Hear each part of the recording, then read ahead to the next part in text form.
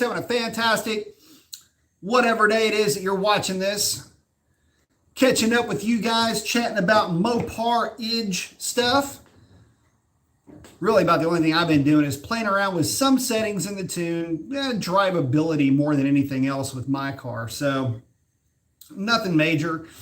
I'm going to try to see if I can get a little bit better 60 foot out of the thing, but we'll see. I think it's going to be a pretty big ask to get my car to do anything any better than what it's already been doing. But hey, listen, it's why we experiment with this stuff, do a lot of track testing when we can. We are out of super delicious, unbelievable boost air. So, it's going to be one of those things where it's just going to be me kind of tinkering with the car more than anything else. Eric is in, Sambo's in. What's up, guys? So, things like, I'm going back into this whole pedal follower thing because it was absolutely driving me that you can't be just driving me absolutely crazy.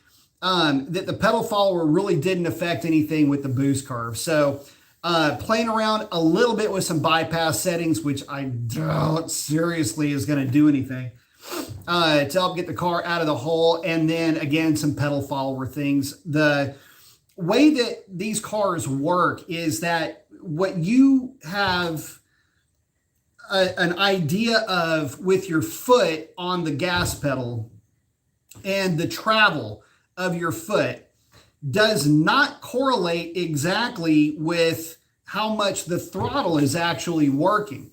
And a lot of that is, well, it all boils down to torque management and driver command torque. And so what it is that you're feeling underfoot is kind of it's not really an algorithm. It's actually a pretty easy chart to look at. But the idea is that there are times at partial throttle where your throttle blades actually open all the way. And you can be at wide open throttle and the throttle is clipped to certain stopping points along the way. Although this clip happens really fast. I mean, it's not like it's taken forever to open. This thing is, going from shut to kind of cracked open or shut to cracked open, and then we'll open up. Actually, most of the time it's cut, opens roughly halfway, and then we'll kind of creep open to wide open throttle. And a lot of that just has more to do. It's partially drivability. The NA cars actually pick up quite a bit in 60 foot when you start messing with these settings. But the boosted cars really don't. A lot of that has to do with the fact that supercharger is just going to suck in air no matter what. As soon as that bypass slaps shut, baby, it's game over. It's ready to rock and roll. So anyway, there's some settings that you can change to try to get the car out of the hole a little bit better. The problem is that you're still RPM limited. Even though it's a positive displacement supercharger, you do still have a rising boost curve from idle or from launch RPM for that matter. You're not launching the thing with the throttle clipped wide open, in other words. So you still have a curve there. And believe it or not, even with the throttle being, again, from your point of view, let's say it just goes like this, like that, and like that. Okay, just without getting too loaded into specifics. The boost curve, the actual map curve is identical every time. From your point of view, it just goes like this. So anyway, that's what I'm working on. But let me catch up with these early birds real quick, and we'll get more back into some things that I'm changing around with the tune just in a minute. See, Eric Taylor is in, got the flex, I like it. Again, what's up, Sambo? Nitro crew is in. Moto is in. Manuel is in. What's up, buddy? Randy is in. Checking in from Middle Tennessee. I like it. Bruce is asking if we got any of the twisters. No. Actually, what was weird is I think a lot of that storm, I think it basically dumped all of its energy somewhere between Austin and Houston. We got a lot of rain, but a lot of rain really quickly. We had some wind, but nothing like what those poor folks had up northwest of us. But appreciate the looking out. Chuck is in, my man. Marco's saying, driving in the C7, listening to me, going to train. Very nice. I just got back. Lots of cardio tonight. I basically more or less 2-minute sprint drills. Primarily working footwork a little bit now that I can kind of do it again. And just basically setting up inside shots, stuff like that. Just trying to, keep head work right. Dumb stuff. Back to basics type stuff. Jacked up my knee pretty good not that long ago. Also snapped up my foot. So mobility, kind of getting back into the mobility thing. So, quick feet, that whole thing. But 2-minute sprint drills, basically would be the equivalent of a 2-minute sprint drill on the bag. So 2-minute sprint drill and then a 1-minute cool down, and then you're down for a minute or you're down for 2 minutes, depending on your level of getting after it, so to speak. So believe me, I get it. It's a whole lot of fun. Also rehabbing a shoulder. I basically snapped up the entire right side of my body. So hey, if you're going to go big or go real big, and that's what I was doing, and that's what I'm doing. So anyway, David's in from Ontario. Very nice. Roy is in. Man, we got to get some air conditioning going on in here. Speaking of that front, it did not do us any favors earlier on. Let's see, get this bad boy going. Come on, baby. There we go.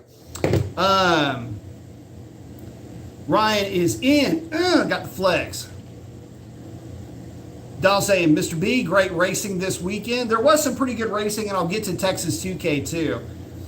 X is saying, Professor B has returned. Oh, there it is.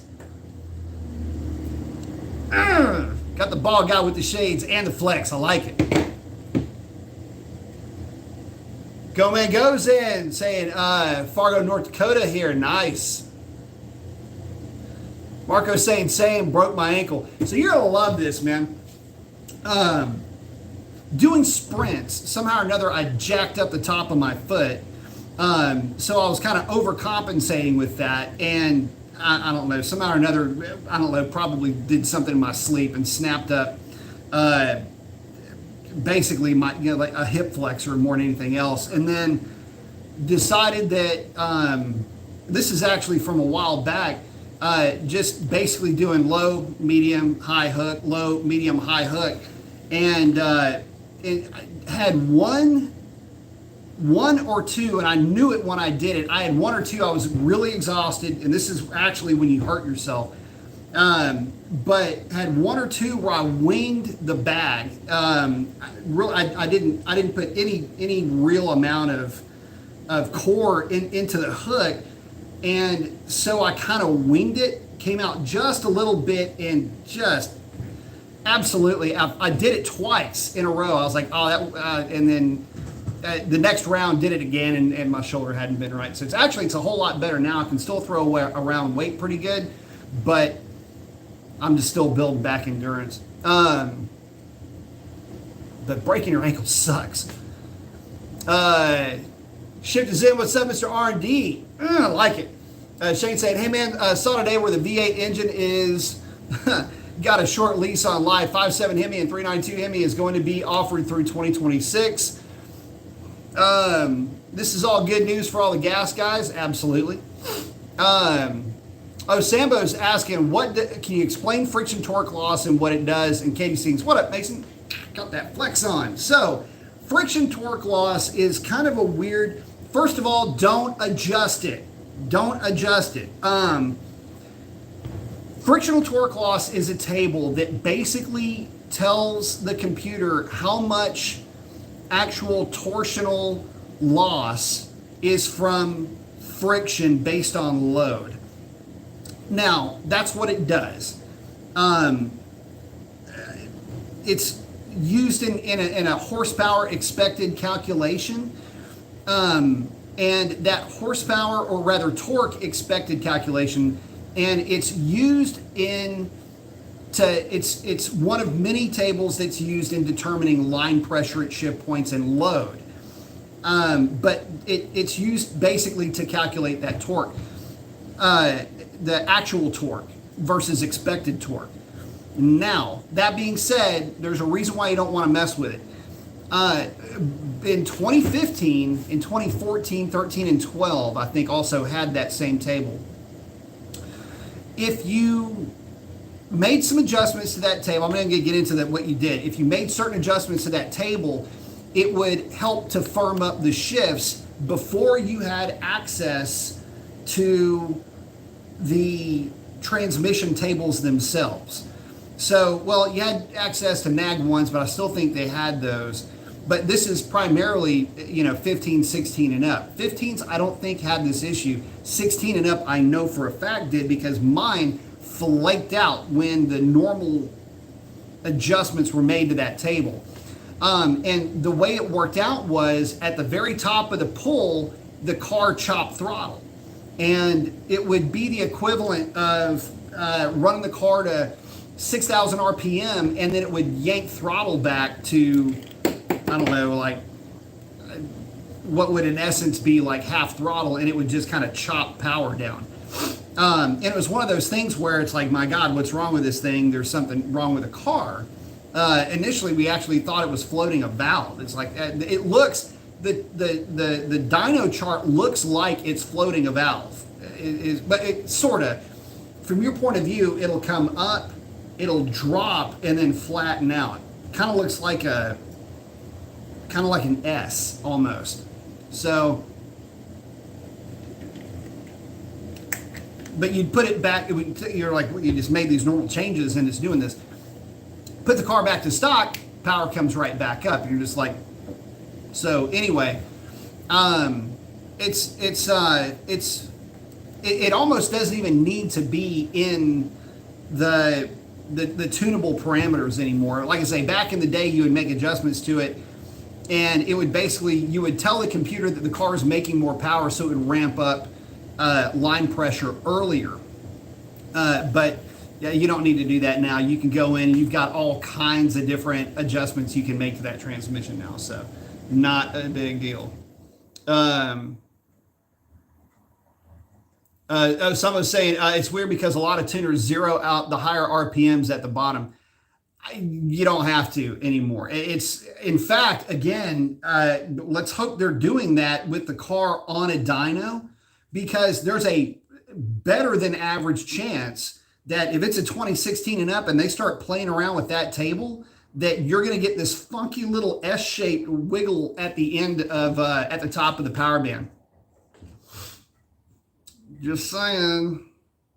Word to the Y, guys. Shane is checking in from Alabama. Love me some Alabama.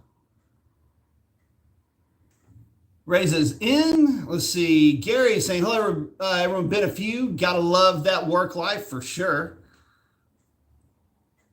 Mr. Joshua was saying, can I do a supercharger on my 2019 RT and a tune and do nothing else and it be okay? Well, it depends on the supercharger, depends on who's doing the tune, and it depends on your fuel quality, and it depends on how you drive it, and it depends on a lot of stuff. To be able to answer the question, in short, yes and or no. Look, yeah, all of the supercharger kits, especially if you get one from Edelbrock, get the E-Force. Don't get the tuner kit if you don't have anybody that you can trust to actually put a tune on it. Just get the can tune that comes with the thing. It'll be fine. It'll be safe. It'll be a lot of fun, and it'll go fast. I've seen them on the dyno with the older supercharger, and they would put down 415, 420-ish horsepower to the rear wheels with torque to match. After Alex tuned them, they would be a little bit softer than that right out of the box. You know, you're looking at maybe 400-ish, 415 at the most to the rear wheels with one with just a can tune. So go that route and you'll be good.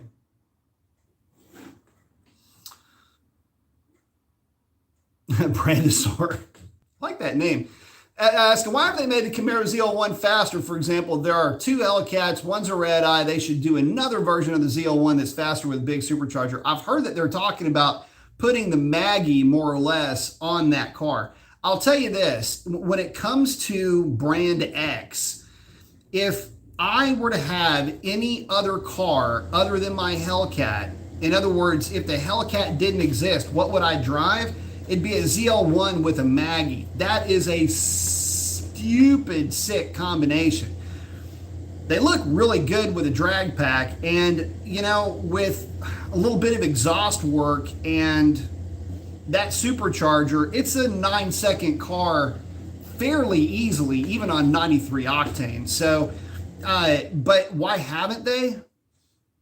Just in general, I can't answer the question. It's kind of funny. So you ask, why haven't they made it faster? Is it time for me to get on my soapbox? I think it's almost time. I was going to talk about 2K. Hang on. Bear with me here. I'm going to come back to that. Bear with me just a second, because I'm about to get on that here in just a second.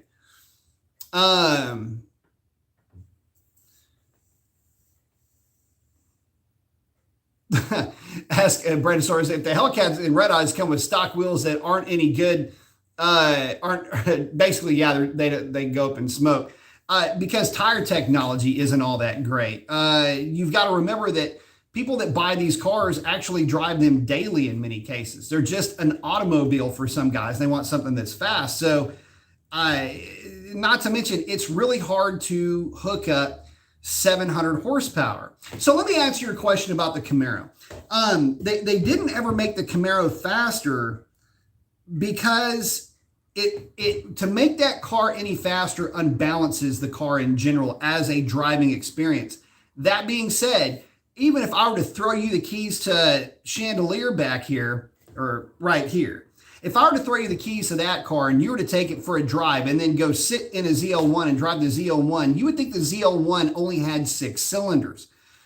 A lot of that has to do with the fact that the supercharger is T90 itty bitty. It works for the power level. It is only just adequate though.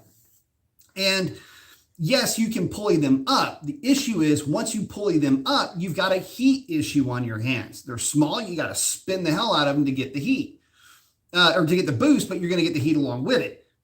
So why wouldn't they put a bigger supercharger on it? That's really more the better question. And if they did put a smaller supercharger or a bigger supercharger on it, would it affect the balance of the car? The thing is that the ZL1 is really good at being a sports car. It's not good at being a muscle car, nor is the Mustang. Modifications aside and how fast it goes down the track. And we can talk about durability when we start talking about the ZL1 or the Mustang. But you have to. See, one of the things about a muscle car as opposed to a sports car is a sports car can go fast. A muscle car can take a beating and go fast. It's kind of the difference between a tank and an armored personnel carrier. Yeah, there are going to be some significant differences. And the fact of the matter is the Hellcat has bigger, beefier supercharger, bigger, beefier transmission. The car is bigger and beefier. There's a lot that's built into the Hellcat, the LX platform, that is very robust. Can the Camaro take it? Yeah, probably, technically. But again, you're talking about balance. It's a driving experience. If that car had more power, it doesn't necessarily mean that for the 95% of the buying public that would buy that car, that it would be better. Or should I say that would lease that car, that it would be better. So when guys look at the ZL1 like me, when I look at the ZL1, I see this itty bitty blower and I'm like, okay, I got to put a bigger supercharger on it. Got to put bigger injectors in it. Got to figure out something for fuel. What can I get away with pump gas? And well, that's kind of the end of the discussion.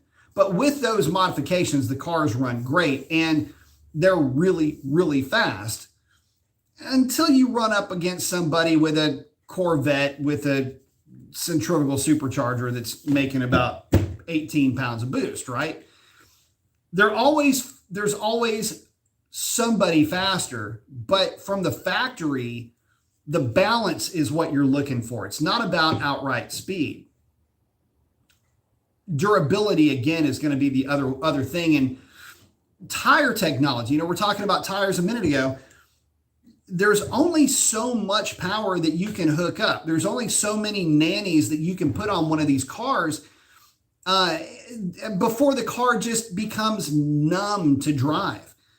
Some will argue that the Hellcats suffer from that a little bit, especially with the latest reflash, which apparently has some more heat nannies involved and basically makes the car softer to drive. Don't get me wrong, the Hellcat's a hard-running individual. However, when you look at how many nannies are in play just to get the thing to get down the road and be warrantable, I think it's doing pretty good.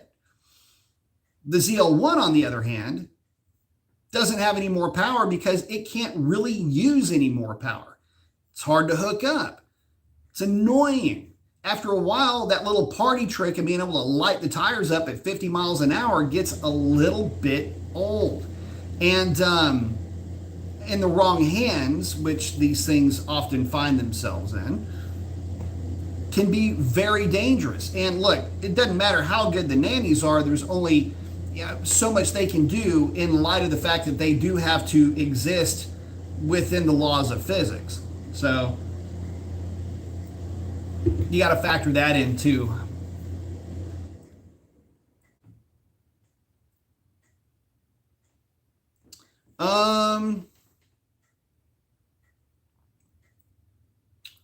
Let's see.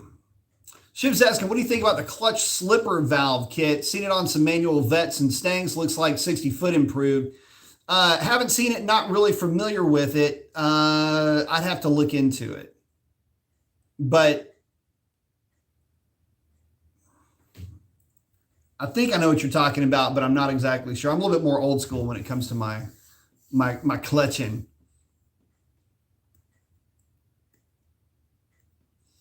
David's asking, hey, I just got a 1050 for the rear of my Scat Pack with 305s with 25 millimeter offset, which is the standard rear offset for those 1050s. Do you think I need to reposition the fender liner? If it's a Challenger, yeah, for sure. You'll probably do it. You'll hear it rub a little bit.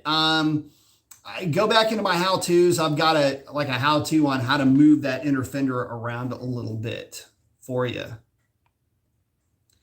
Gary Payne, thank you very much for that super chat. Appreciate it. Hey, saying that the high roller cam kit came in. Very nice. I already have the PSI 15-16 valve springs. I'm thinking about running them instead of the Pack 1232 16s in the kit. Your thoughts?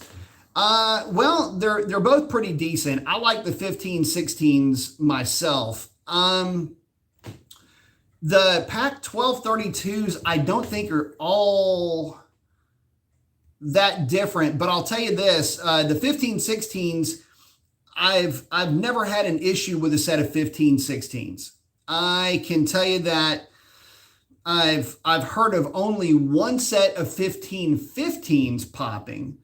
But for the 15-16s, never heard of any issues with them. And the Pack 1232s are probably, they might be okay. But again, I've always recommended the 15-16s when they're set up right. They should be at 405-ish, 410 open pressure, and they should be about 145-ish closed. And that makes that's about the limit that I would want to see for those cars. High roller kit, the high roller cam is pretty aggressive, and so you're going to need a little bit of RPM to go along with it. But there's only so much you can really do in light of the fact you've got the weird shaped rockers and the offsets and all of that. That's one of the reasons why you have to have the spring to control that big O valve, but you got this goofy ass rocker that's all hanging out, acting weird. So some guys will say, well, because of the goofy geometry of the valve train, they prefer a little bit lighter spring. I could probably agree with that a little bit, but I don't know. I've always recommended the PSI 15-16 Stanke tie bars and collars, and that usually is like the go-to setup for me. I always recommend the Stanky tie bars and collars though. And when you install the collars, just install them. You get a basically it's just a 5 mil feeler gauge. You don't need too much in there. 5/1000ths rather, feeler, and you're just going to slip it in there, tighten it. Cool. You just want to make sure you have some room to where you're not binding up anything. But the tie bars are there. Like for example, the higher RPM stuff, especially, you want to tie those two shafts together, basically because you don't want anything walking around or moving. But yeah, I mean, put it like this, as long as you've got somewhere around 135 pounds of closed pressure and about 400 pounds of open pressure, you should be okay with that cam. But that would be about the limit. Like if I were to take a set of heads and springs over to Sean Hooper, which is what we would do, I would just tell him, yeah, 145 and 405, 145 and 410. And he would basically just set the whole thing up and, give him heads and springs. We would get heads and springs back. So,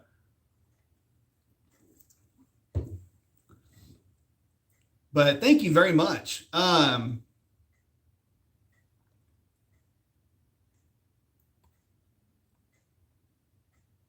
Hopefully that answers the question too. I'm kind of particular. Thanks, man. I appreciate it again. Another super chat, brother, man. Appreciate it. PSI 15, 16 springs it is. Already have the Stanky kit as well. Thanks, B. Absolutely. Yeah. So the super stock. Well, I say super stock. The drag pack cars had the dog bone style tie bars. And eerily enough, those things were expensive as hell, though. I still don't understand that. But, if they had them, obviously the car needs them, especially, again, for the higher RPM and the higher the higher spring pressures and everything else that they're running. Every once in a while, you would hear this would actually happen with stock cars. So don't worry about doing this or modifying a car in this respect. But there was a point in time, like in 2015, where there was like a bad set of castings and rockers would pop. This would go back to like 2012 at one point. So you'd get this really hard misfire and it'd be like, what the hell's going on? And you'd crack the valve covers off and it's this rocker arm that just blew up. It doesn't never hurt anything. It's just one of those things where it's like, oh my God, a rocker blew up, so it happened to Hellcats, actually, a few of them, as a matter of fact, memory serves me. But yeah, the 1516s, again, that's what I always recommended for any of the CD series cams that I ran over at Pikes. It would be the basically 1516 springs, new set of non-MDS / Hellcat lifters. Some guys were starting to walk around with Johnson lifters. I never used them, but I haven't heard anything bad about them. But we always use those, the factory non-MDS lifters, and then went with 080 push rods. Was usually kind of the go-to setup for those cars. And again, I mean, they would absolutely rock with that. If you wanted to use a 120 push rod, just the thicker wall thickness, you can do that with the 1516s too. So it gives you a little bit of leeway. And again, let's see, I've only heard of one set of 1515s. Had one failure on a set of 1515s, which was weird. Check the specs on a set of 1515s versus those packs. But I think the install height might be different. I think the 1516s are 1870 or 1850 or something like that install height. To get those specs out of it, you just shim them up and go from there. But always check, bind and everything else. But everybody's running them and they work really good. So,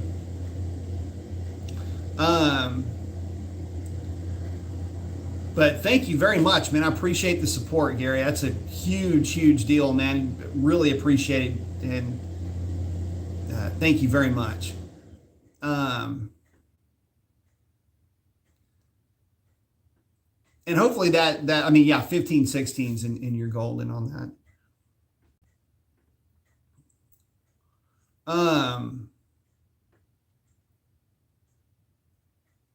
Oh, Marvelous in saying, what's up, Mason? Great video, man. Thank you very much. Josh was asking, so you are saying an Edelbrock, that's the best? It's what I have experience with. I know some guys will say that, you know, that the Whipple kit or whatever. I've had experience driving cars with the Eddie E-Force kit. Gotta tell you, it's a fun ass car to drive. I mean, you get all of so let me explain to you why I like that setup. You get all of the theater and pageantry of a Hellcat, in essence, with the performance and the street ability of a 392 powered car. You kind of get the driving experience of a Hellcat. It's like a Hellcat Light without any of some of the nasty drawbacks of having, you know, too much power, not drivable, not streetable, whatever, manageable power. It's all there for you with that combination. So, you know, I would say, yeah, I would say for me, it's the best. For a street car, it's the best. Now, if you're doing roll racing and things like that, obviously you're not starting off with the right platform anyway. If this is something that you just want to get out and have fun with, beat on, have fun with, light the tires up, do long smoky burnouts, basically just a grin-inducing appliance, that for me is probably the most fun. Now, the last car that I drove with that supercharger setup was a 5.7 6-speed manual car. Lots of fun to drive. And for me, it's a little bit more old school too. I mean, the power to weight ends up being about the same, give or take, depending on the direction you go with it with the tune, but the power and fuel, but the power to weight basically is the same as any scat pack that's running around. But again, you can just literally take intake manifold off. You're going to be swapping out pulleys, but everything else is basically bolts right onto the car.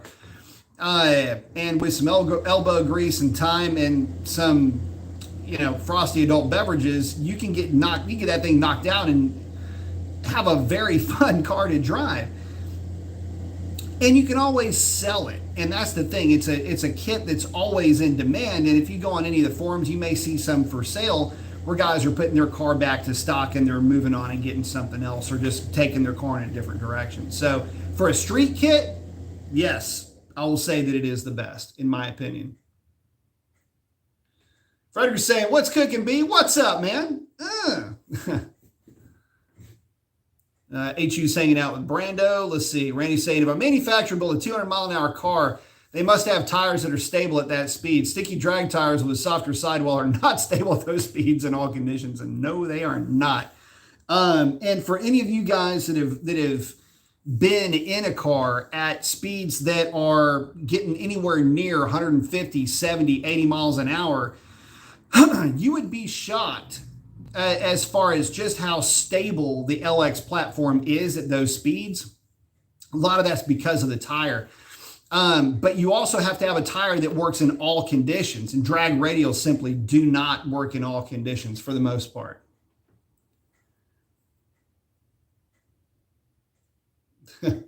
Shane saying, if I could see to drive, I would buy me one of them Hellcats. Hell yeah. Hashtag Mopar, more power. And again, Gary, thank you, buddy. Brando's asking, what's a better choice, new Scat Pack or used Hellcat for the same price? Man, it all depends on who used your Hellcat before you bought it.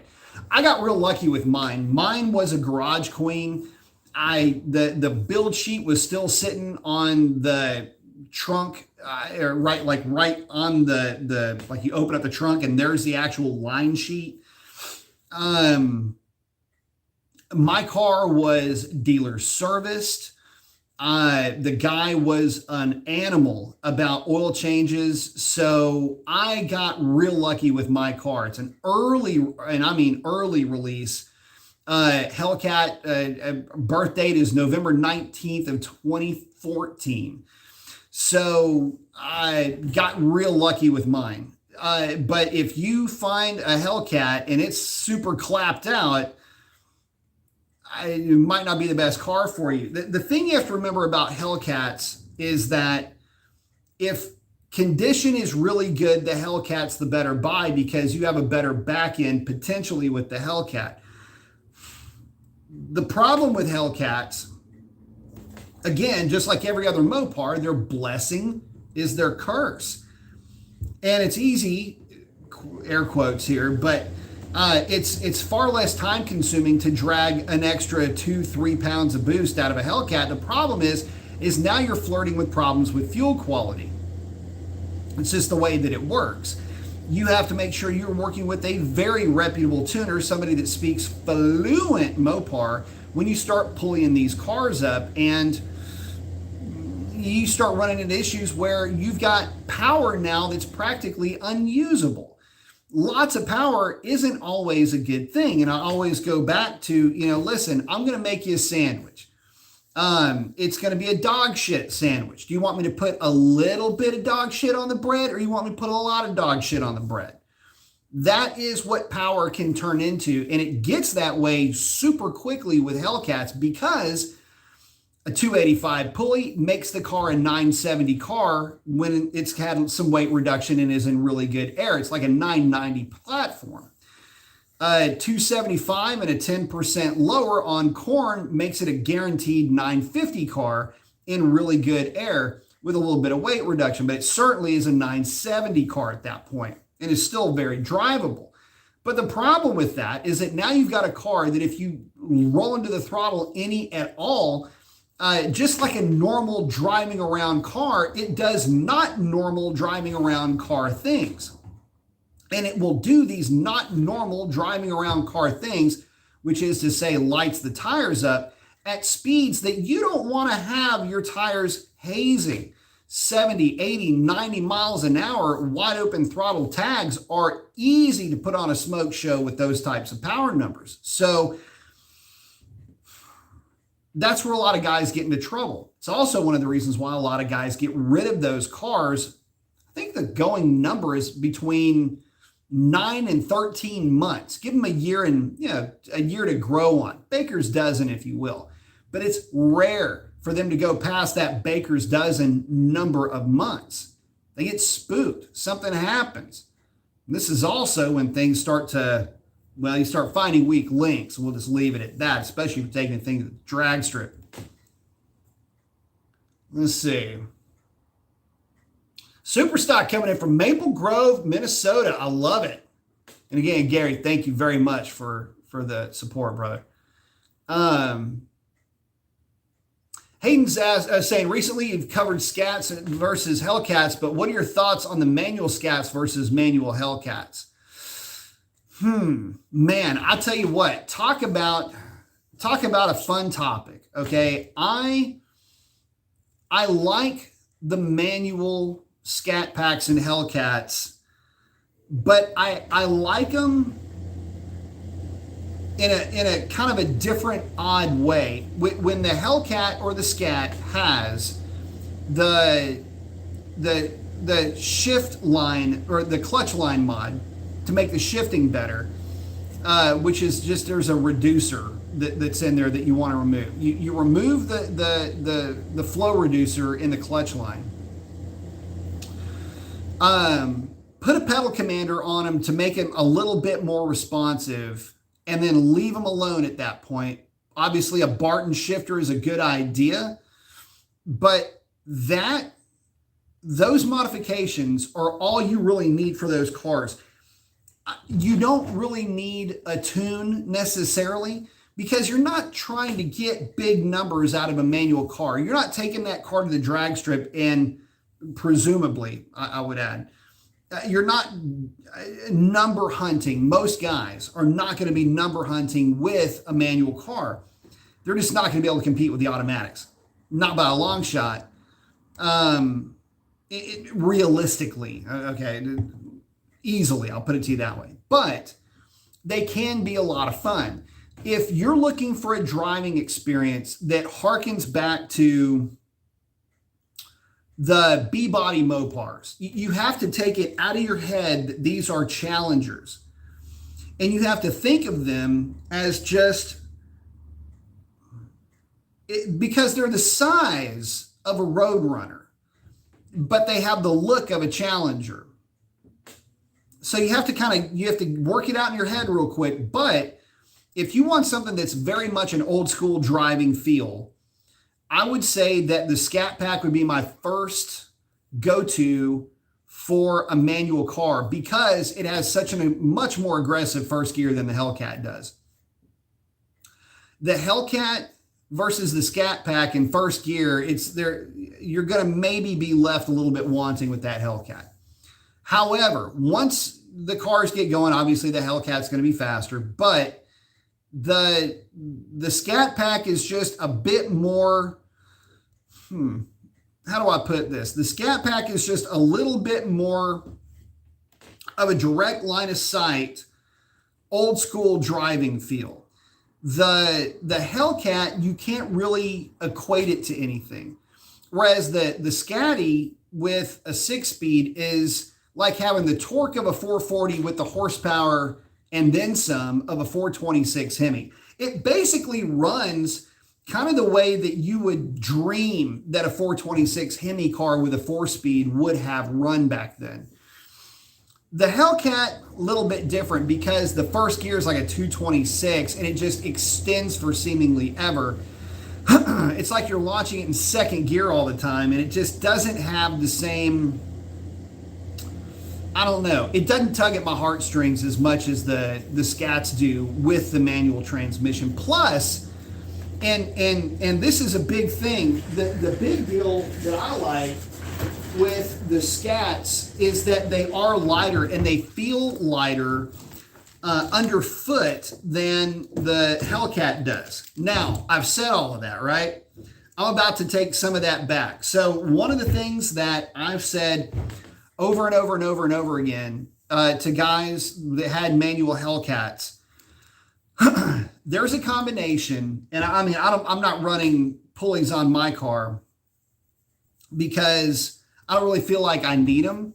But if I had a manual Hellcat, if somebody just pulled up here, rolled one out of the back of a trailer and said, "Peace out, son," and ran off with the title sitting in the passenger seat, the hell is that?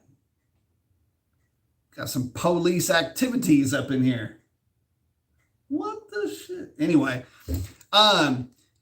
if that were the case, and I was gifted a manual Hellcat, the absolute very first thing right off the bat, without a doubt, would be tune, injectors, and at minimum a 317 pulley, if not a 3.0 or a 295 pulley on that car.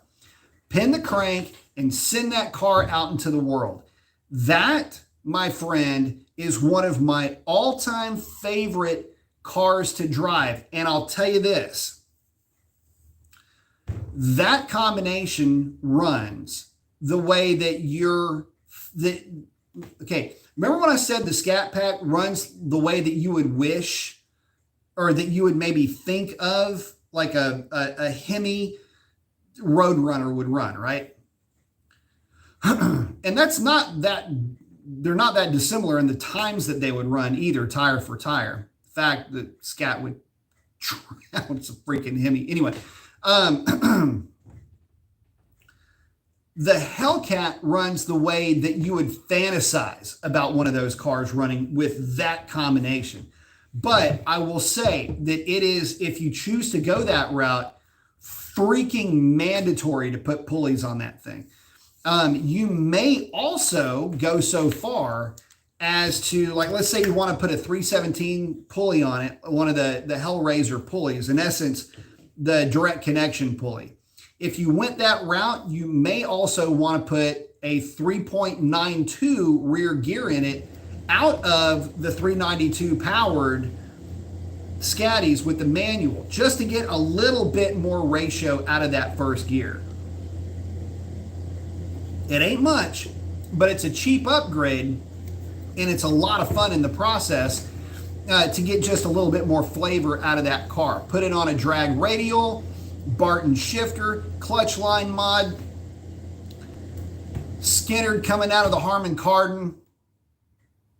You're good to go. So that's kind of my take on the manual cars. The Scatties, like them well, okay. So to that point, guys, remember, I've talked about cars that I wished, like cars that you wish you could just take home with you. Were very few cars that I actually grew to love or like. One of those was a Candy Stripe. What's funny is a couple of my favorite cars have been Candy Stripers too. And for you guys that don't know it, Candy Striper is a white car with red stripes or a white car with red livery, like a 5.7 Signature Series. White with the red Signature Series livery would be a Candy Striper, just like the white with the red stripes was a Candy. Anyway, this was a Candy Stripe 2014 392 manual car.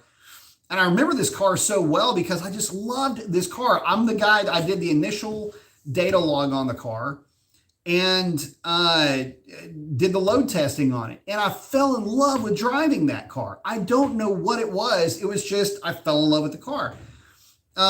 We put a supercharger on it. And to me, the supercharger didn't really add to the experience. Had a little bit better top end rush, but you get used to these things. And listen, when you're driving, I would go from driving a 5.7 RT to, with a big cam and had gutless down low and eventually made power somewhere, to a truck, to, somebody's 1,000 horsepower Hellcat, to who knows what I'd be driving. So a car going from 385 horse to 535 horse, 535 horse car is pretty stout, but you mainly felt it on the big end and just kind of pulled a little bit better. Anyway, long story short, with the supercharger or without the supercharger, that car was as sweet as a nut. I'd have taken it either way.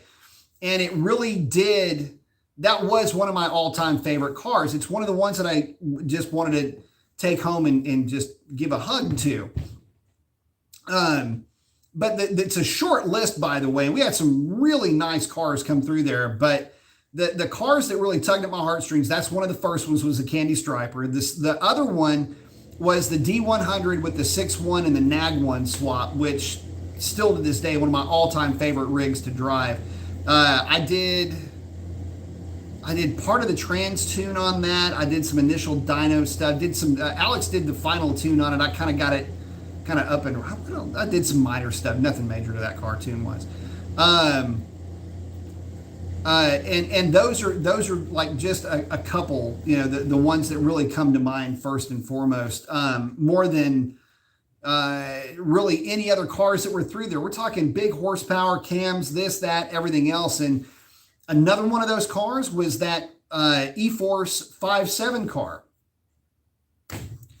It's kind of weird. You can almost see a pattern coming along here. I love what would now be considered the shallow end hot rods, the stuff that you're not expecting to run any quicker than a 10.0. You don't want them to run even a 10.0. It's like my car. My car was never supposed to run the numbers that it runs. If you were to ask me what my car was going to run, I would say, look, with some weight reduction and just unbelievable air, if it could run 1030s, I would be elated. Well, 1030s were a long time ago for this thing back here.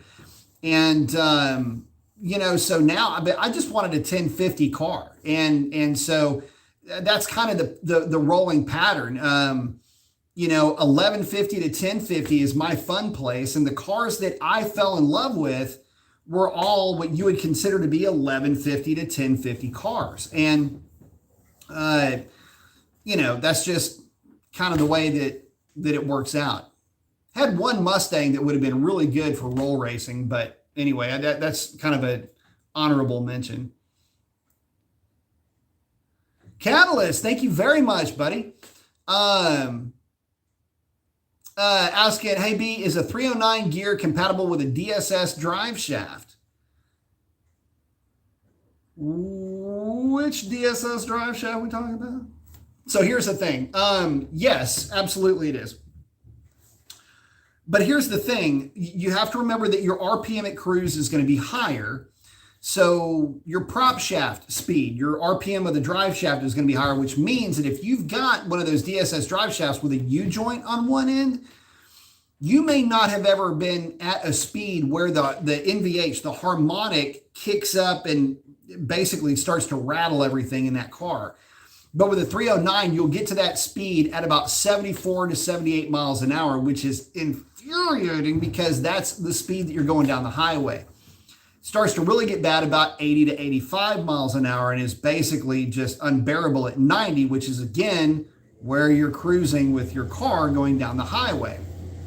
A lot of guys would just kind of try to see past them going to the drag strip because you're just going to have vibration or whatever anyway. You don't. In fact, that's not what you want. If you've got the twin CV joint drive shaft, my understanding of that is that that drive shaft is really good and guys aren't having any NVH issues with them. So if that's the case and you want to go with a 309, you'll be in good shape. So far as I can tell, and from everybody that has talked to me about their experience with that particular drive shaft, again, DSS with the CV joints on both ends. I don't even know if they make them anymore with the U joints unless it's a conversion shaft. So anyway, wanted to just make sure that you're running that drive shaft and not one of the ones with the actual U joint and the CV joint. That combo, I will tell you that yes, you'll run into an NVH issue for sure. Let's see. Getting back over here. What happened? I blew past everybody.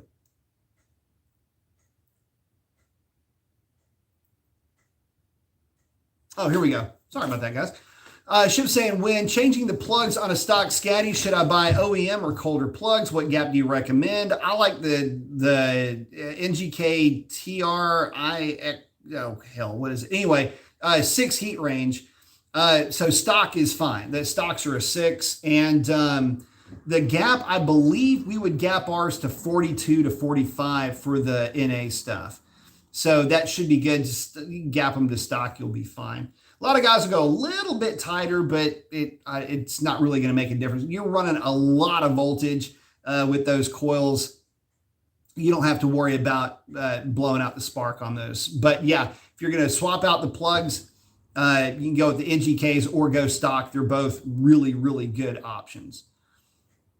I'll put it to you like this. We used to have Hellcats come through the shop with like 100 and some odd thousand miles that never had the plugs changed. So that'll tell you how good the stock stuff is. Cody's saying he's been watching the Texas 2K, got him wanting to be in it.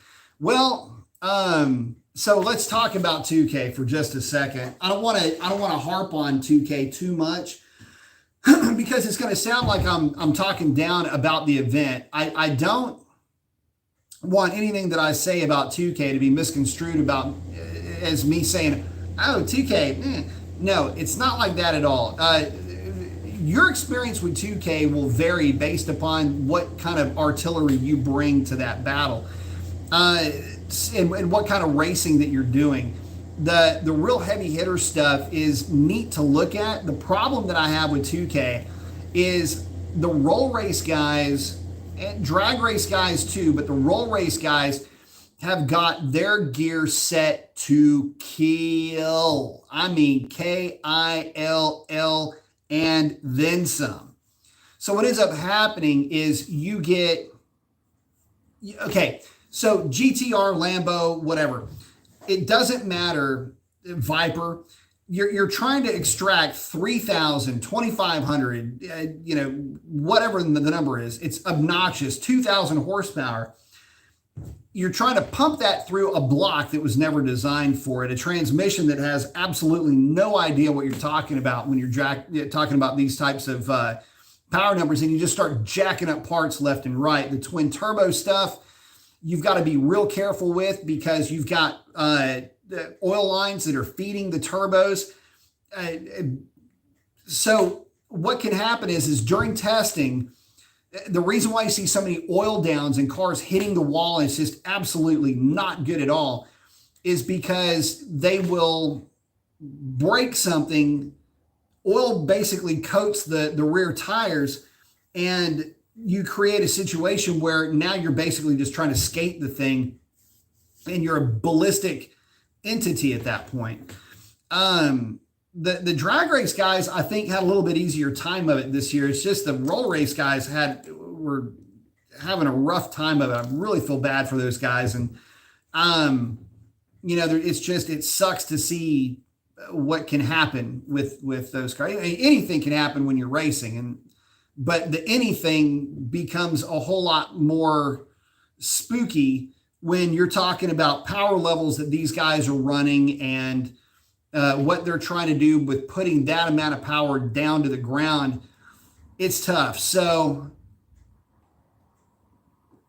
it's kind of a catch-22. I mean, I love seeing the technology, and I love seeing the cars get down the track.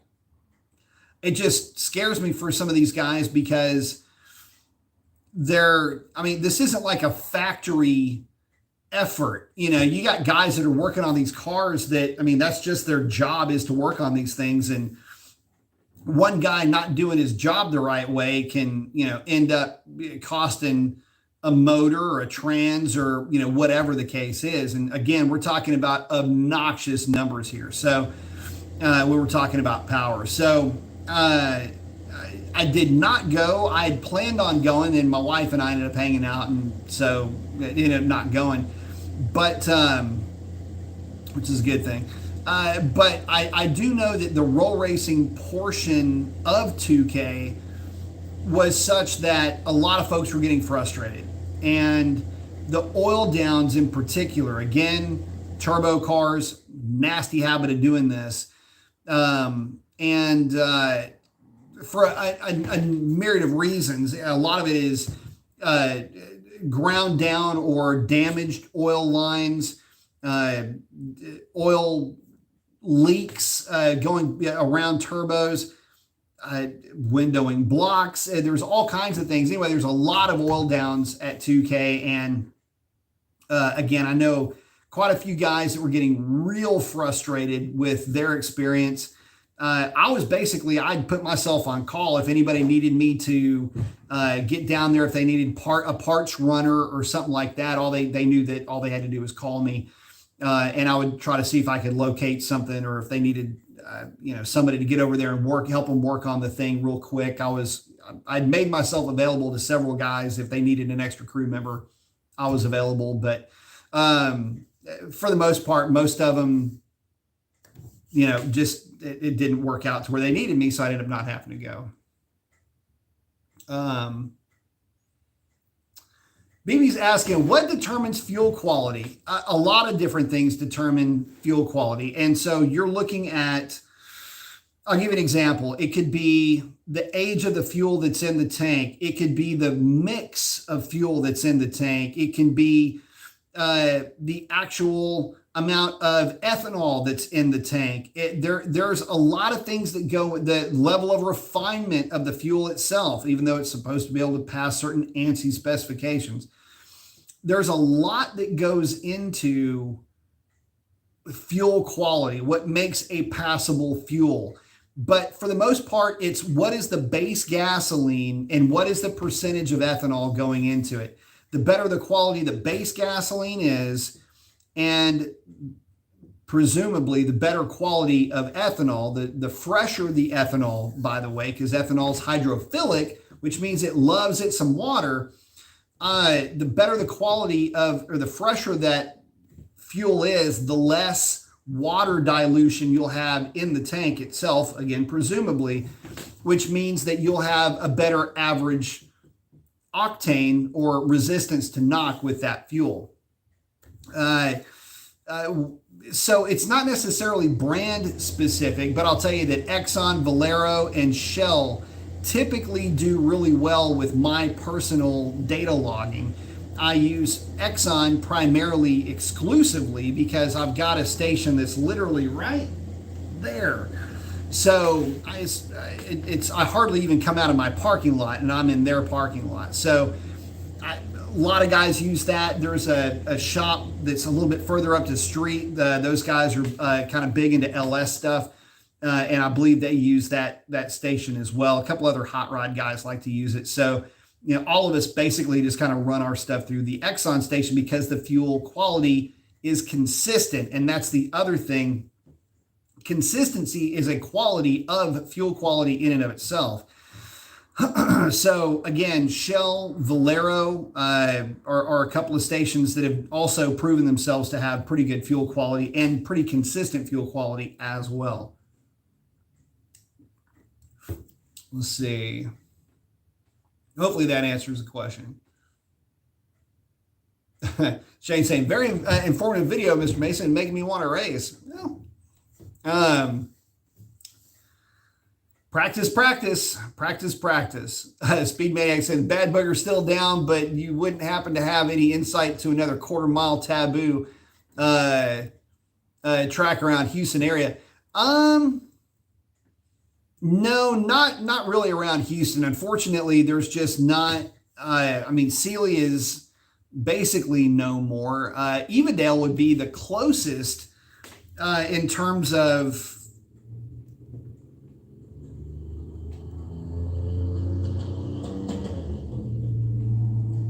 I don't know if y'all could hear that, but somebody's having problems. Whatever that was did not sound healthy. Evadale will probably be your best bet. I don't think that there are any other tracks other than Pine Valley, which is up in Lufkin, that I could really even recommend. Unless you like 8th Mile.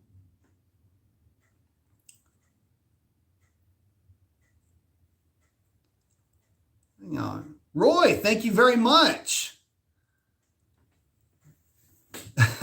for being on call. Thumbs up. Thank you, buddy. Yeah, man, listen, I reached out to several guys. I said, look, just let everybody know I will absolutely be on call. Had the tools already spooled up. Computer was charged up. The tuning kit was ready to go. If anybody needed, data logs, anything sketchy happened with any of the cars, just trying to be able to help guys out. Sometimes it works, sometimes it doesn't. Sometimes I help, sometimes the guys basically get it sorted out on their own. But, a lot of times, it's parts breakage. And, hey, do you know anybody that has an extra axle laying around? Or, hey, do you know anybody that's got an extra drive shaft laying around? And in that case, you can pretty much bet that getting over there and trying to help folks out is they're going to need it. I mean, they absolutely have to have that just to get the thing, ambulatory, get the thing back up and rolling. So, data logging, sometimes guys' computers croak. Believe me, it happens to happen a lot. So yeah, listen, if you need a cable, I got my cable. If you need my computer, just let me know. That's the kind of stuff I try to do to help out. Just shy of, saying, and if you need somebody to drive the thing, I can drive them too. So, just whatever they need, I try to make myself available if nothing else. But thank you very much, Roy. I appreciate that. Very much. Super chat, my man. Thank you.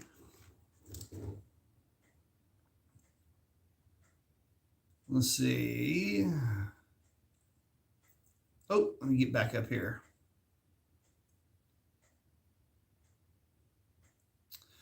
Brandon's asking, is a Pontiac Trans Am basically the same as a Chevy Camaro? They look similar. Can you use parts of a Trans Am on a Camaro? The later ones, yes, absolutely. There's no difference between the two. Functionally, the LS or LT5 originally, then LS1 after that. So yeah, you can use those parts interchangeably. The older, old school stuff, No, the Pontiacs did have completely different engines than the Camaros did. Scatback 392 is asking, what do you think of 91 octane ethanol free? No 93 octane available here in Eastern Washington. 92 with 10% is the highest we have. Should I use octane boost in my 392? Well, the thing is 91 octane E-free is actually a pretty good fuel. That's a power sports boating small engine fuel that a lot of guys will use up here for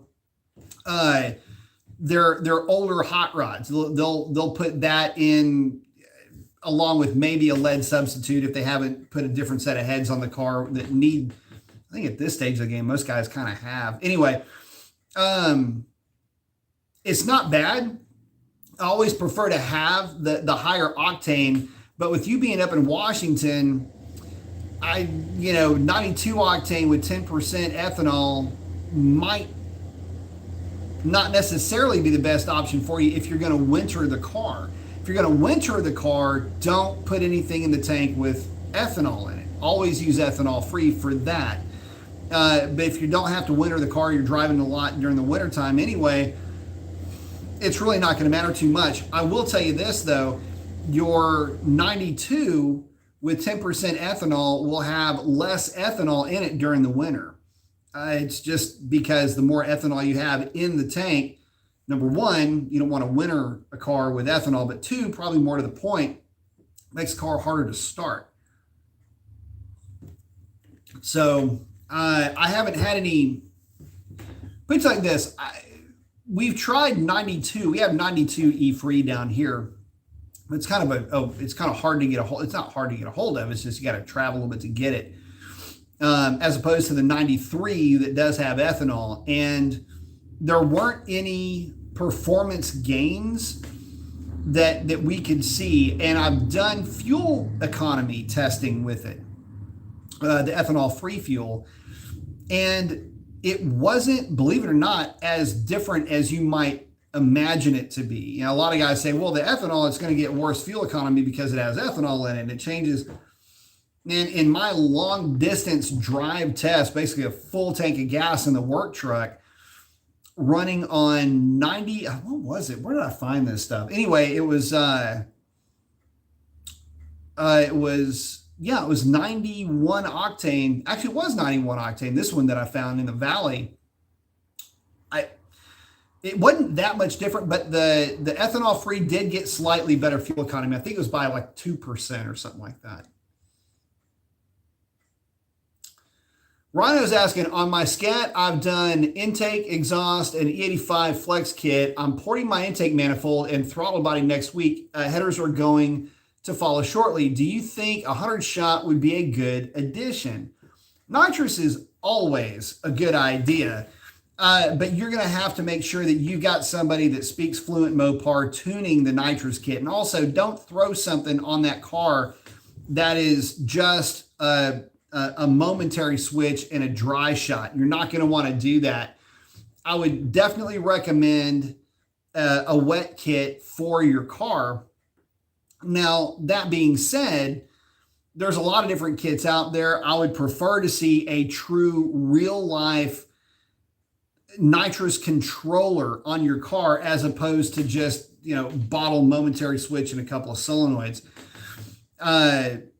Nitrous outlet had, or was it Nitrous Works now? Anyway, I'm getting those two mixed up. Anyway, they had a controller that was really good. It worked off of injector duty cycle, and it would basically progressively hit the car with nitrous over whatever you put it in there, like a 2-second window or whatever at a certain RPM, and it would stop it at a certain RPM.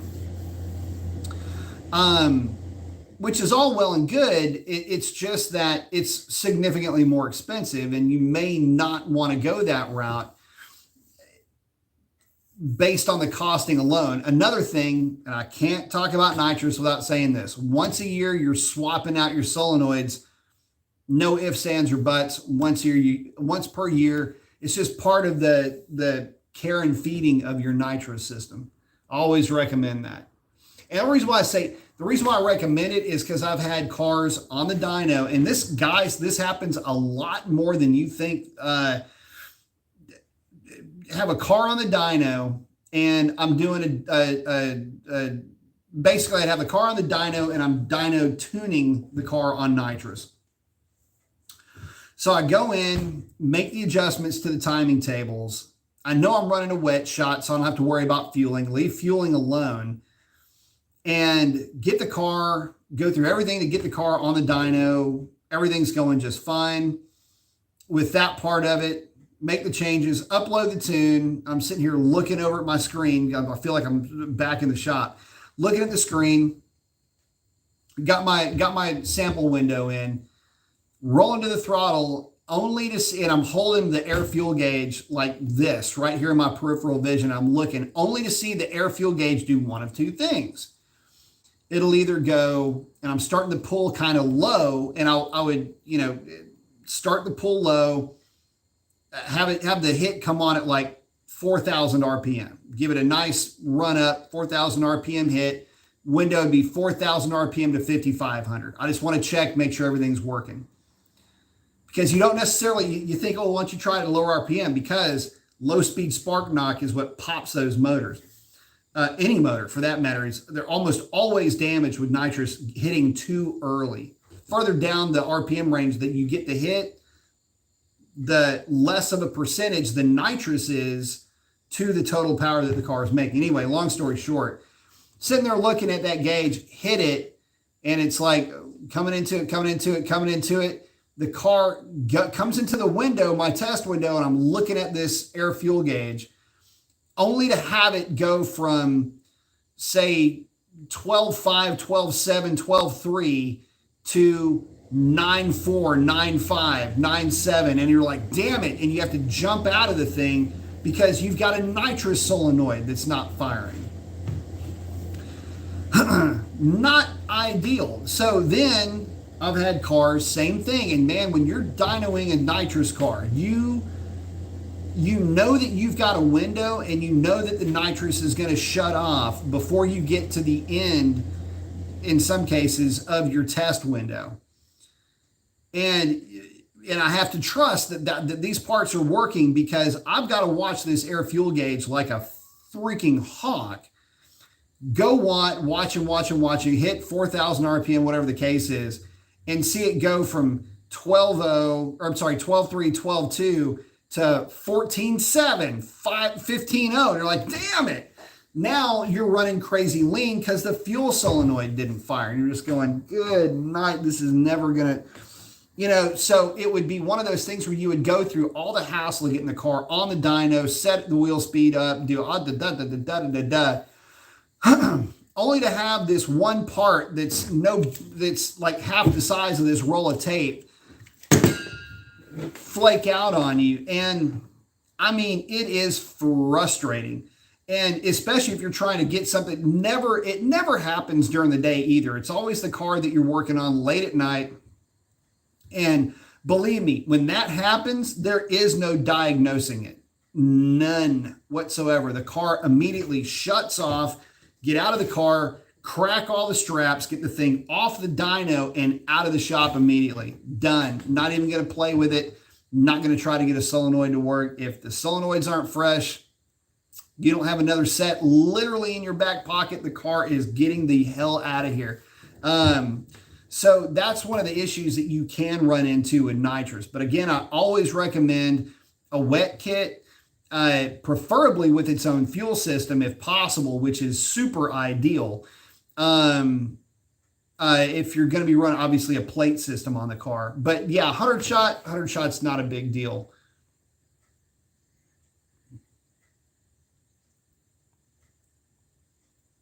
Let's see. Ooh, man, I did it again. I blasted past everybody. Let's see. Rhino saying Drag Pack will most likely join the list, but later down the road. Very nice.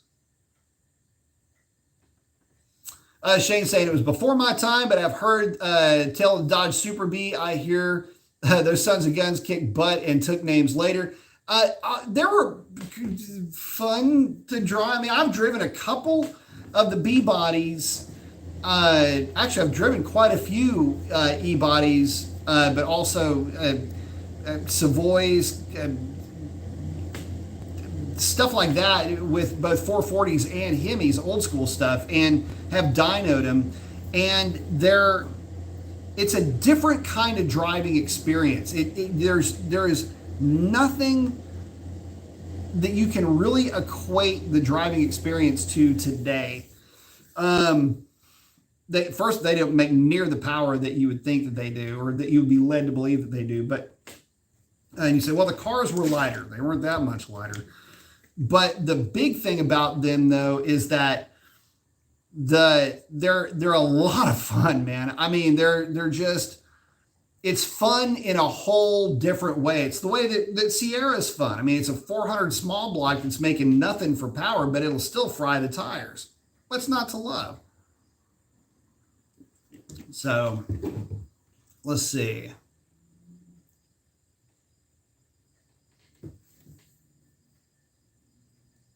Oh, Chuck saying, Cinnamon Stick Scat Shaker 6-speed sold at my Dodge dealership last fall. It was sick looking.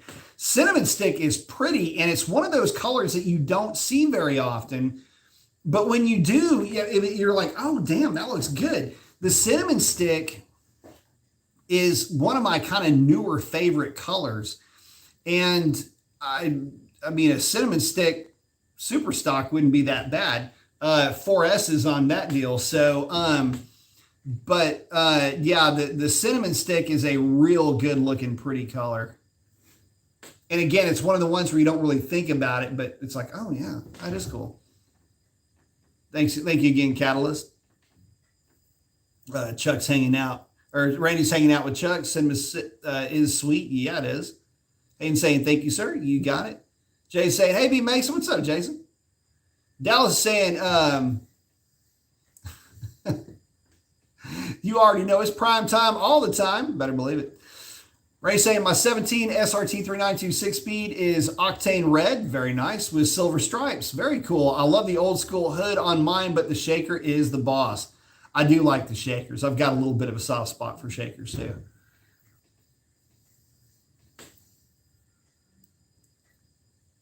Gary saying, Chuck rocking the PEC paint code on the 6-speed. Nice. Oh, Cody saying, my only problem is the roll race. All I see is GTRs, R8s, Vipers, and Porsches. So I gave up on watching the roll racing matches and focused strictly on the drag racing. Those were crazy as heck. The drag racing is sick. I have to admit, I do like watching those guys.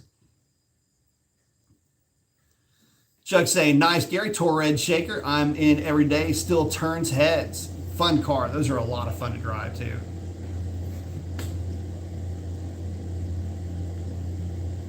Cody's saying, agree, street race and stick shift are the only two worth watching. Yeah.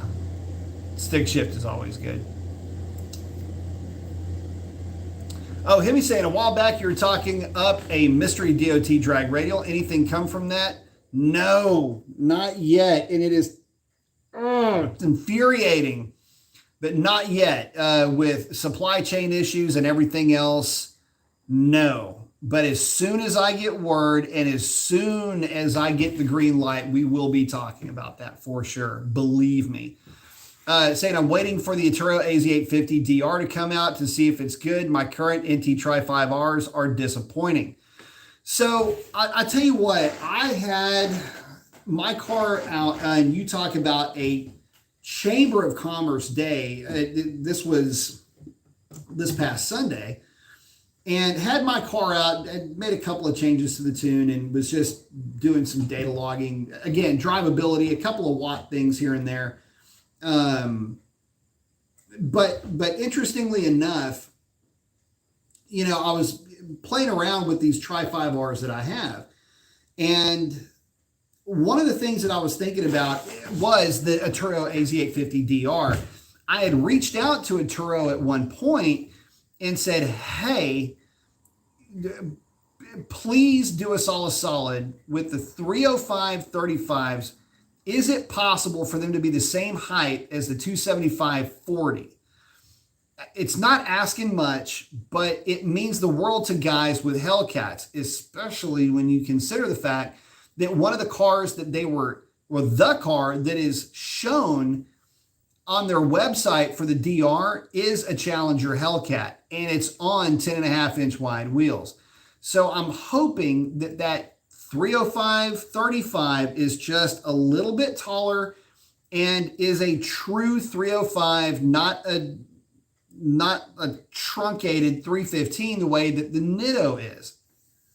The Nitto, just as a tire, as just something that gets you down the road, it works fine. My car's power level is just happy as it could be with that Tri-5R. But it's not as good as it could be. And it's not as good as it could be in several different ways. Now, again, credit where it's due. See, my thing with the Tri-5R is I love it and then I hate it. And I love it and then I hate it. It's stable. I mean, again, credit where it's due. Tri-5R is very stable. 150 plus miles an hour. Can't even tell that it's back there. The downside to it is that it is artificially wide. Great if you're running an 11-inch wide wheel, but it's a problem if you're running an 11-inch wide wheel, because if you're running an 11-inch wide wheel, you're not running a 305. Chances are you'll be moving to a 315/35, which is the same exact height as a 275/40.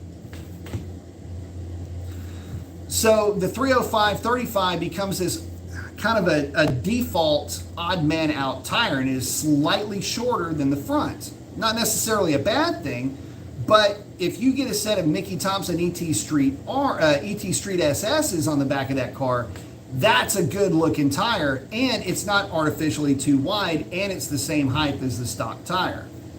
That's why that tire is so popular for these guys. But I understand where you're coming from with them being a little bit disappointing. They do not hook the way that you would maybe hope that they would hook. They certainly don't hook like a set of SS's. But the thing is that, see how I'm so 50-50 with this tire? Hate the way it looks. And I have my right to bitch about that, because the fact that it's a truncated 315 means fender well issues. Whereas you wouldn't have those with the ET Street SS. Not to that level anyway. Anyway, performs well, but I had to readjust my fender wells to fit that tire. I'll just leave it at that.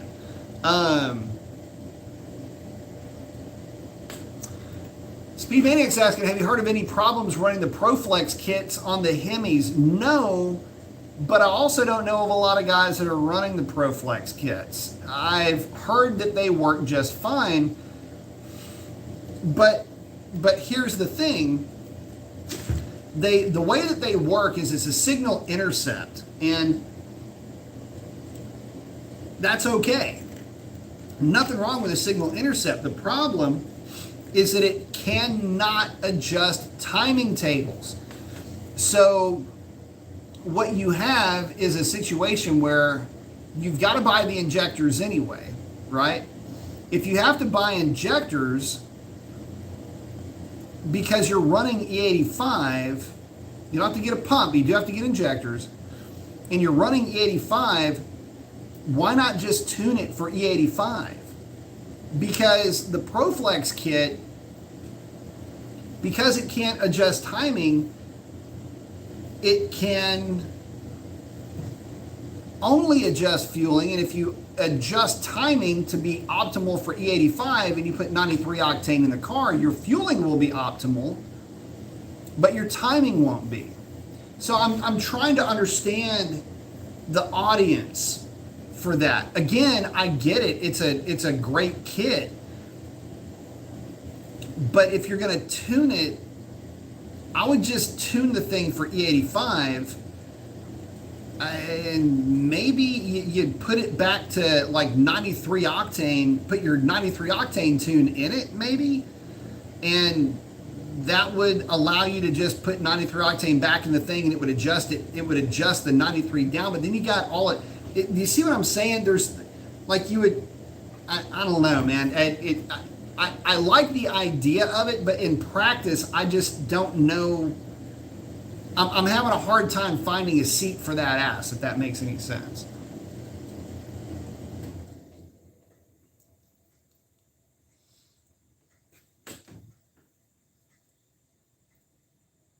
Oh, Greg saying, just traded my 17 Hellcat 6-speed in on a new 21 392 shaker due to my failing legs. So got the auto trans. Super happy with the new one. Took your advice, buying 392. Love it. Thanks, B. Absolutely.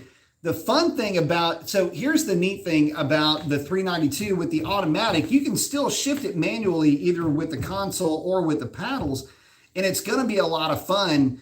Granted, you don't get to select the gears the way that you do. You don't get that, you know, that feel there, but you still can play with it a little bit.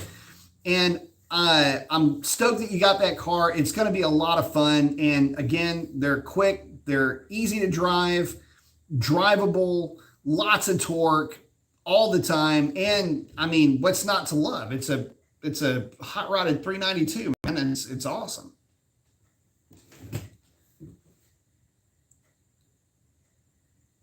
But keep us posted with that one, bud.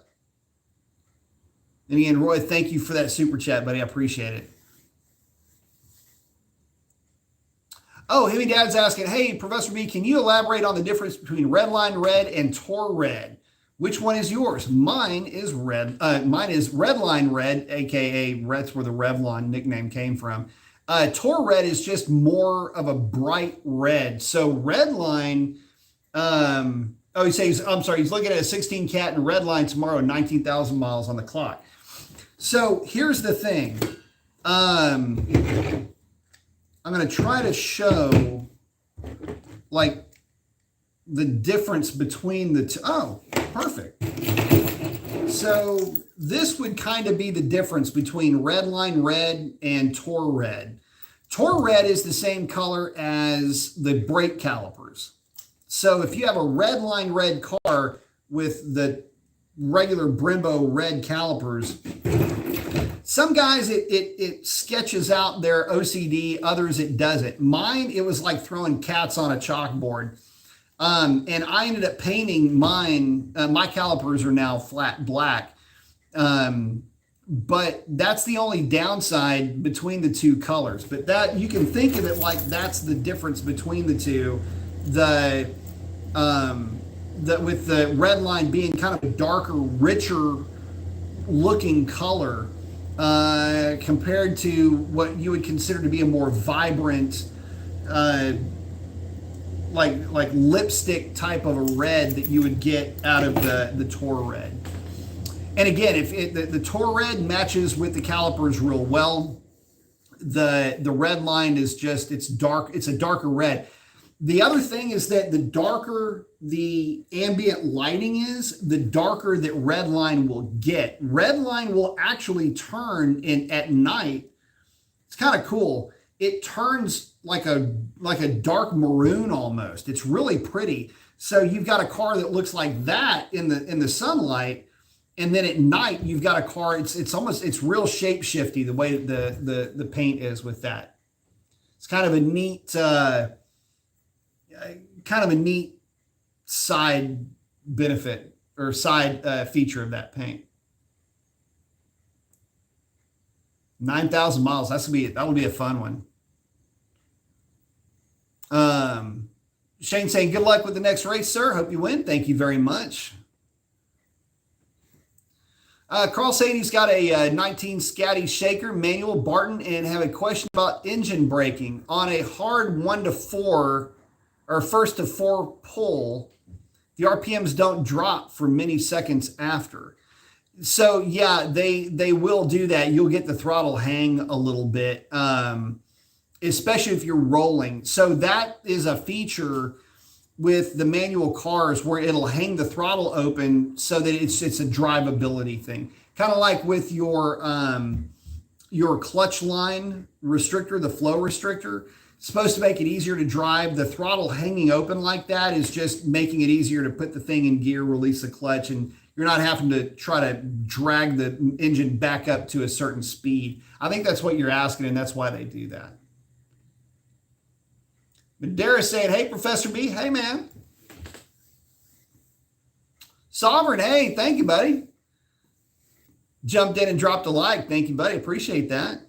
Roy's saying, what's up, Sovereign? I was saying, cool. Thank you for the response. Thank you, buddy. So I'm saying, hey, Roy. Saying dream car is a Dodge Challenger Scat Pack wide body. I could die happy knowing I had a chance to have owned one. They're nice. They handle well, and you can actually use all the power that you bought with that combination. A lot of guys. Here's the funny thing about the wide body cars. Yeah, they're great for a Hellcat, but they're really great for the Scats because you really can use all the power that you bought with that thing.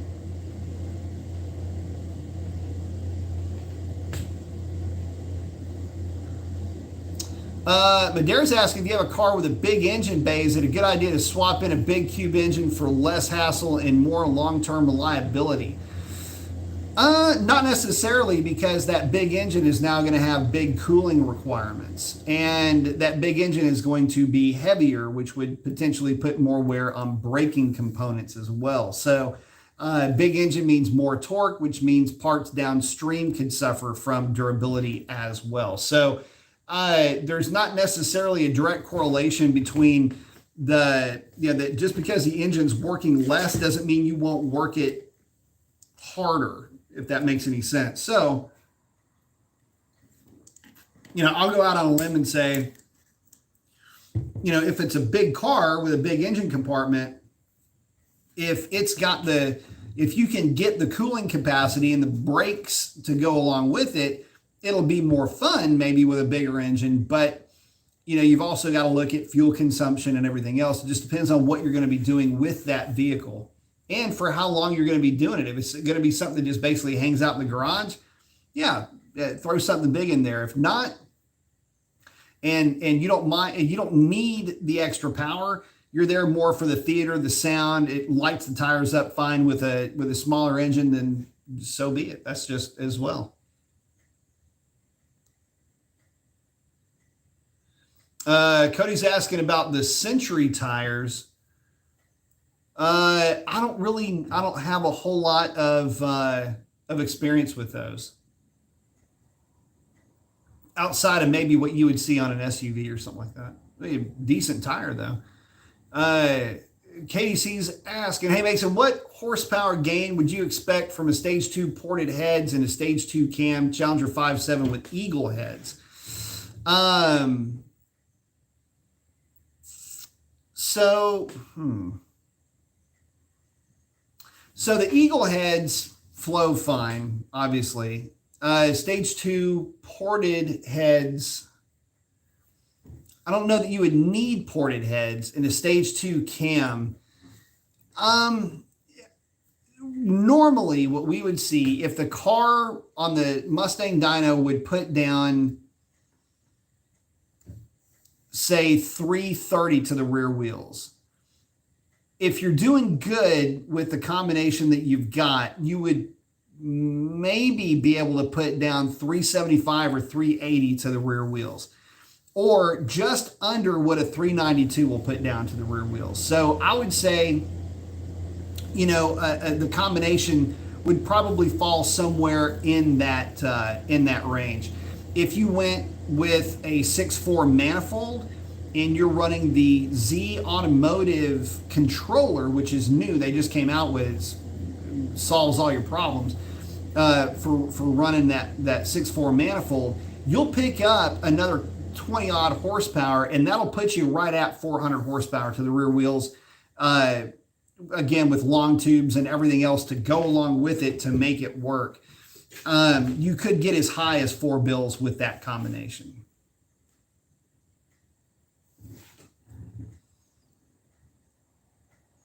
Oh, Madera's talking about the NA 700 plus horsepower big blocks. Oh yeah, those have been around forever. I mean, you've got the 556, any of the 550 inch motors will put down 700 horsepower. It's very, very common with Mark IV, Mark V, 454s.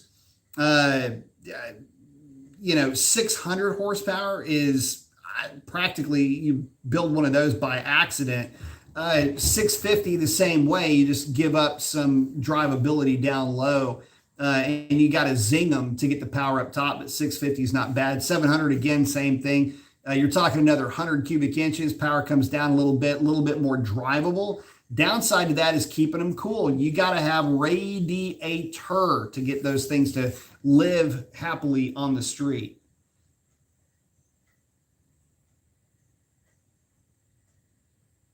Oh, Madera likes a deep ruby. Yep, those are nice.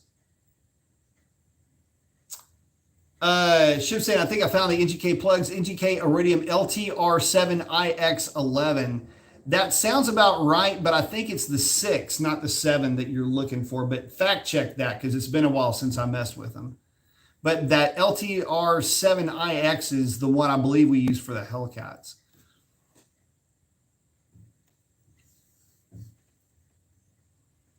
Oh, and Sovereign saying, yeah, simply dropping a larger engine in the vehicle doesn't mean all the rest of the drivetrain can handle it. And again, it's one of those situations where more is not always better. And this is where a lot of guys really get it wrong.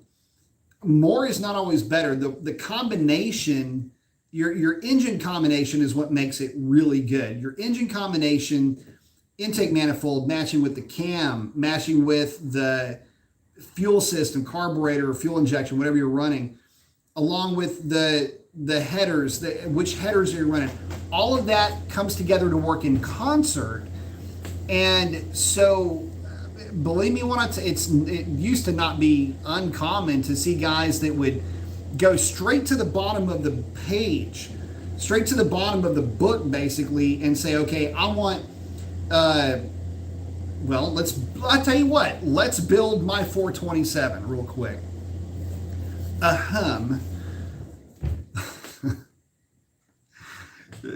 Things that you shouldn't spend money on, but I did. So Kuntz & Company 427, which is basically a 4-bolt 351 block, 4 1/4 stroke, 30 over bore, TFS street heat heads. You guys know what that is. Anderson B4 cam. Came with TRW forged pistons. I think it had Eagle rods. And then ran a sniper intake on it, Vortec T-trim, 60-pound injectors, Aeromotive 1,000 horsepower pump, adjustable FMU with all the fuel pressure I could get out of it. And I'm the one that plumbed and routed and made everything work. So there you go. And 1 7/8 long tube headers. Car was an absolute beast. I heard a lot of feelings with that car, and that car ate a lot of parts. If that car would have not had the T-trim on it, it would have been the ideal perfect Mustang. It looked just like a 95 Cobra R with Simmons racing wheels on it, lowered, white with black leather interior. I really kind of would like to have that car back. I think that car ended up getting parted out. I sold it when I got my first Viper, and I think that car got parted out. I think the guy that bought it blew it up, and that was all she wrote. But anyway, that's one I'd really like to have back. That car, I can smell it. I can smell the interior of that car just while I'm talking about it. That doesn't always mean it's good, though. All that motor, all that power equated to a lot of broken parts. And although I hurt a lot of people's feelings with that car hurt my wallet more than it hurt anything else. So, Hemi Dad, thank you very much. Saying for being awesome and educating us all. Really enjoyed the streams. Well, thank you for the live. Thank you for the super chat on the live show. Got the flex. I like it. Thank you, buddy. Hopefully I'm helping. I mean, I try to help if nothing else. I try to give experience-based advice really more than anything else. Try to help guys along that maybe are new to this whole Mopar scene and haven't really had an opportunity to do a whole lot of research. I try to get out in front and teach guys more than try to give advice, but there's going to be advice coming along with it. It's just kind of part of how I do things. But the problem is, the thing is just to try to get ahead of some of the marketing. Don't buy something just because something's telling you it's going to work like a charm for these cars. It doesn't always work like that. And again, that's why a lot of times you'll see guys asking me about different parts, different add-ons and things like that.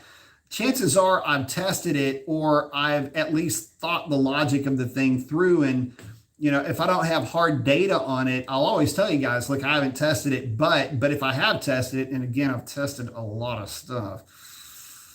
Yeesh, I've got a very understanding wife. I love you, babe. But the thing is that I have done a lot of testing, and I try to get you guys real world, honest to goodness results. I've got just lap after lap, pass after pass at the drag strip with all of these combinations, whether it's been with the Demon, the Hellcat, the SRT, which was the car that got me started in doing a lot of this, and the car that everybody was chasing for a long, long time. And I mean a long time. People were shaking their heads at what I was able to do with it was an SRT to boot, which means it was heavy. We're running 1130s with that thing at full weight in good air, but that was with the 20s on it, as a matter of fact. So yeah, there was a lot of fun stuff going on. That car with a drag pack was an 11 car. So, what can I say? Stock cam, stock manifolds with a cat delete. So, and it Hellcat, airbox Hellcat filter. So, but again, I've done a lot of testing, and I get it, especially for guys that are coming into this. They're getting bombarded with stuff from the aftermarket. Buy this, put this on your car. This works. Without the experience behind these things, or any of these cars. It could be the Mustang, Camaros, the trucks, didn't matter what it is. I've got experience with all of them, so it helps. But thank you very much. I appreciate that. Just trying to get you guys some experience-based advice. Like I said, I've forgotten a lot of stuff too, so it kind of helps me to remember some of it. Ship Nation saying plugs. Yes.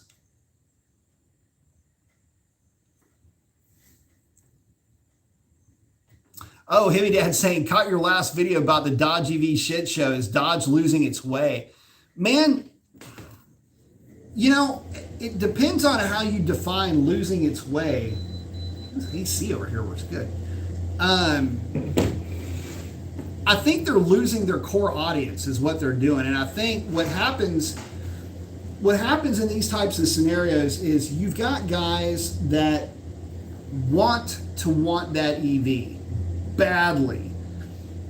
You've got guys that are just itching to get that thing to the drag strip. And the problem that you have is that there aren't any tastes coming from them. They're slow playing their hand. And there's nothing more infuriating to an enthusiast than a manufacturer slow playing a hand with what will end up being the next halo car, if you will. Especially in the light of the fact that you have so many manufacturers that are releasing EVs right now that are absorbing all of the attention of automotive media, automotive hot rod sites. These cars are just absolutely sponging all of that attention, and Dodge has nothing to combat that with. Nobody's taking a look at it from a marketing point of view, from a marketing stance, and going, hey, we've got to do something about this, because if we don't, we're going to lose these potential buyers. They're not talking about this car as this is what our price point is. This is what we're going after. This is the rainbow of colors that are going to fall under the selections. This is none of that. None of these features there's nothing coming from Dodge on this.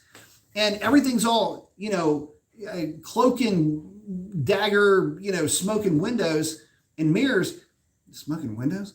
Anyway, but you get the point. And that's why I equated it to the Edsel. It was the same thing that Edsel did with their car, only to come out and it was like, wah, wah, wah. It's like it didn't hit on any level. And I'm afraid that if Dodge stays on the path that they're on now, you're going to see the same thing happen. You're going to see Dodge basically introduce a car that already exists in the marketplace. You can't do that. Dodge is not about that life. Dodge has to stand apart from the crowd. The problem is that the crowd has 10-second, 9-second EVs running around out there that are going to be tough to compete with at any price. Then you combine that with the fact that Dodge has, no e-truck, whereas Silverado's saying place your orders and you can see an ad for it and see the vehicle itself. Kind of helps things along a little bit when you can freaking see the freaking car, right? So they've got the truck, they've got the Hummer. Ford has the Lightning, and of course all the rest of the stuff that they brought out before, but they've got the Lightning and the Mustang, but they got the Mustang too. And so there's a lot that comes with all of that. Dodge has nothing. They have absolutely nothing to show for their marketing efforts, or at least this rally cry that Kaniskis gave us all. Well, that was great. But was it great?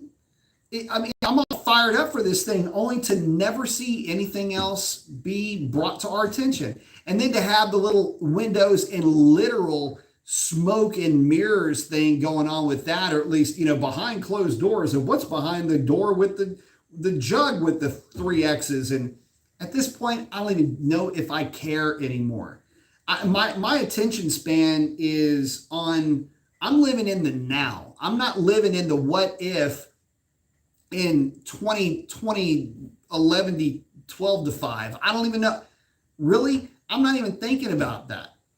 I've got other things that I'm looking at and other things that are going to absorb my attention that have absolutely nothing to do with an EV that we don't even know when it's going to come, what it's going to do, how it's going to run, what are the different, we know Stellantis, STLA, small, medium, large, and truck, but that's really all we have to go off of. And it sucks that, not to rehash that whole topic again, but I have no problem doing it.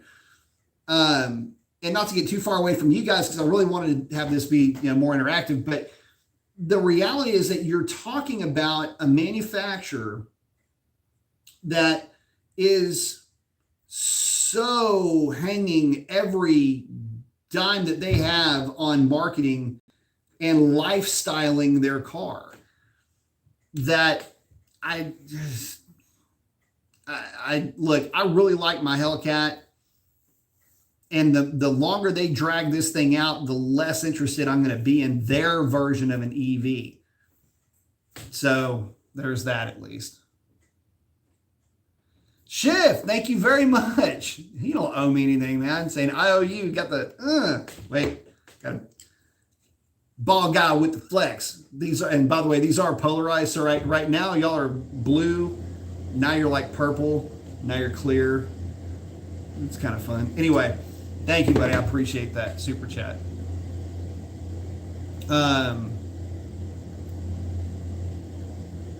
Let's see.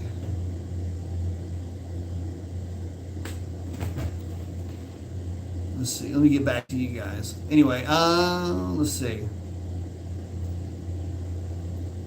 Oh, should have said, okay, cool. I'll look for the 6. Yeah, check that out. If not, just grab some from your local Mopar guys. They're good. Cody's asking, how do you figure out the heat ranges? Was looking at a spark plug chart and I thought I was looking at a wiring diagram. So basically for these cars, 6s, the heat range of 6 unless you've got a Trackhawks. I think the Trackhawks actually came with 6s, but NA stuff is 6, and the most of the blower stuff is going to be 7. I don't know of anybody that runs 8s or 9s unless they're really turning the wick up. But even with the Bravo packages and Alpha packages, we were running the 7s. So that's really all you need to know. There's not a lot of, it's like there's going to be a major performance difference, but you always want to run technically it's like the hottest plug that you can run without running into detonation or anything like that. So it's basically, it's how the plug dissipates heat into the cylinder head. That's how all of that works. So anyway, but a 6 for the NA and a 7 for most of the blower guys is good. Greg saying, oh, for his 21 Scat, he's on the fence about buying an oil catch can. Is it really worth doing in this new car? By the way, it's Go Man Go is red in the garage, orange in the sun. Love it. Yep. Go Man Go is another cool color like that. So oil catch can. I'll put it to you like this. Is it worth it? Sort of, kind of. I'm 50-50 on that. I'll tell you what, I did some testing with oil catch cans with the truck, the old work truck. And yeah, so the main thing is make sure you're emptying your catch can. A lot of times, if you don't, what ends up happening is you can end up, when that oil catch can gets up to here, you're now sucking oil out of the oil catch can like you're sucking fluid out of a container, which is exactly what you're doing, which will make your problem way worse than what it ever would have been if you just never had one on there at all. So if you have one, always check it and drain it at least every 3 or 4 fuel tanks, or twice a month. Drain it no matter what. From a performance standpoint, no. And when I was porting intake manifolds, a lot of manifolds, it didn't matter if the car had a catch can on it or not. It would still have oil sheen in the runners, and it just really never mattered that much. I mean, in my experience, the catch cans were maybe getting 20% of that stuff out of suspension. So as somebody that had a lot of experience, rooting around in those things, I mean, does it make a big difference? I don't know. I mean, you would pull the intake manifold off of a car that had a catch can on it, and you would still see some oil pooling around the intake valve just because of the fact that it's still dragging vapor around those runners, and it just will drip onto the intake valve itself. It's just a function of how those things work. So for me, I mean, yeah, catch can's probably an okay idea, but if you're looking for it to give you some performance edge, it won't. I don't run catch cans on the Hellcat, and ain't nobody going that quick at that boost level. So just something to think about.